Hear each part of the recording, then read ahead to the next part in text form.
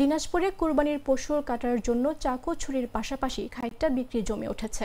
KG ৩৫ থেকে ৪০ টাকা করে বিক্রি হচ্ছে প্রতিটি খাইট্টা। এবার সর্বনিম্ন ৫ কেজি থেকে ২০ কেজি পর্যন্ত খাইট্টা প্রস্তুত করেছেন সমিল সহ মৌসুমি ব্যবসায়ীরা। সরেজমিনে দেখা যায়, যারা খাইট্টা বিক্রি করছে তাদের বেশিরভাগই শিশু কিশোর।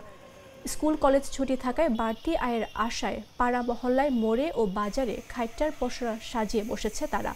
স্থানীয়রা জানান, সাধারণত তেঁতুল ও বেলগাছের কাঠ দিয়ে তৈরি হয় খাইট্টা। এলাকা ভেদে এটি কাঠলি, খোটা, ডুম ইত্যাদি নামে পরিচিত। কুরবানির ঈদকে সামনে রেখে এর চাহিদা বেড়েছে।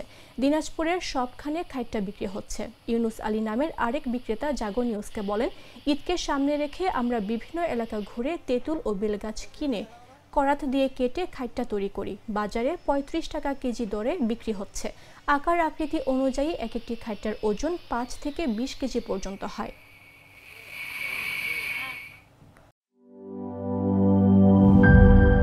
এই ঈদে জামা জুতো অ্যাক্সেসরিজের ডিসকাউন্ট।